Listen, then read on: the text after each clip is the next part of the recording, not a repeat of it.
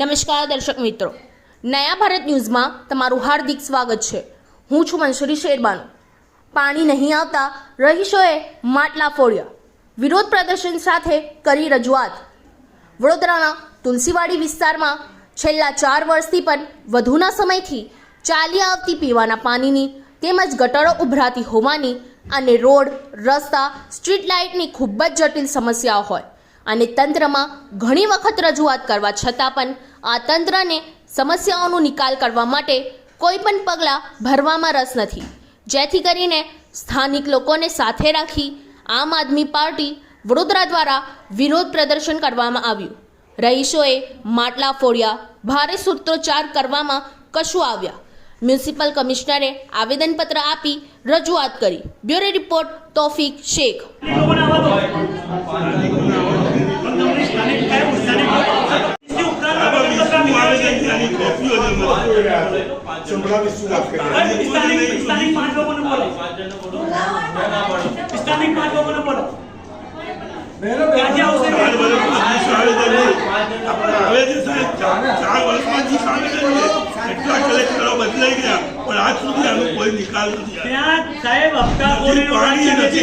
પાણી નથી આવતું, ત્યાં એકબીજા ઉપર ખો આપે છે।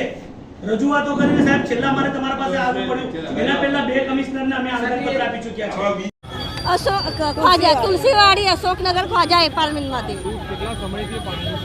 સમય તો મહિનાથી પાણી નહીં આવે છે। એમ 15 દિવસ 8 દિવસ તકલીફ તો થાય જ છે, પણ અમને તો કાયદેસર હે ને મહિનાથી બિલકુલ પાણી નહીં આવતું। આજે માટલાથી અમે વિરોધ કર્યો છે। 8 થી 8 દિવસ પહેલા પણ અમે માટલાથી વિરોધ કરેલું। કોઈ કઈ અધિકાર કોઈ સાંભળતું જ નથી। અહીંયા અમે બહુ જાણકારી બધા ઉભેલા છે, આ બધા અમારી બહુ હેલ્પ કરે છે, પણ આગળ કઈ કમ્પ્લેન જતી નથી અમારી સભાના। एक साल से नहीं है पानी, तो आता ही नहीं है पानी। और दूसरे के जावे घर द्वारे तो वो कहते नहीं है यहाँ पे पानी नहीं बनने का, कहाँ जाने का पानी पीने के लिए? वो तुलसीवाड़ी, अशोकनगर। कोई अधिकारी देखने नहीं आता, कोई नहीं आता। इनको खाली वोट चाहिए।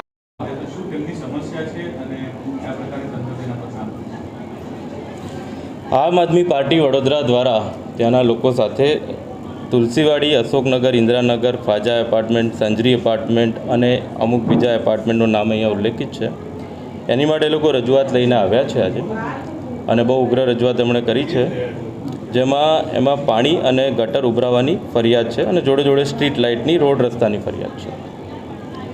આપની ધ્યાનમાં મૂકું કે આ જે પૂર્વ વિસ્તાર છે એની માટે ઉનાળાના આગામી આયોજનના ભાગરૂપે અમે રાયકા દોડકા, જ્યાંથી પૂર્વ વિસ્તારમાં પાણી જાય છે, અને આજવા, એ બંનેનું પાણી પૂર્વ વિસ્તારમાં જાય છે। પાણીના સોર્સ વધારવા માટે અમે ત્યાં 5 MLD પાણી 5 ટ્યુબવેલ બનાવ્યા છે। લગભગ 10 થી 12 MLD પાણી આ વિસ્તારને અમે વધારે આપ્યું છે ઉનાળામાં। સાથોસાથ આજવામાંથી પણ પૂરતું પાણી એમને મળ્યું છે। જોડે જોડે ક્યાંક આ જૂની અને જર્જરિત લાઈનો ક્યાંક હોય છે, એના કારણે કોલાપ્સ થવાથી, ક્યાંક ગટરની લાઇનથી મિક્સ થવાથી કોન્ટામિનેશન અને ઓછા પાણીના પ્રશ્નો ક્યાંક હોય છે।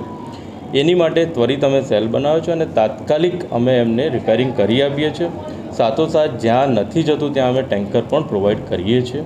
એમને પણ મેં એ જ કીધું છે, એ કહે છે કે 20મી વાર આવેદન આપ્યું।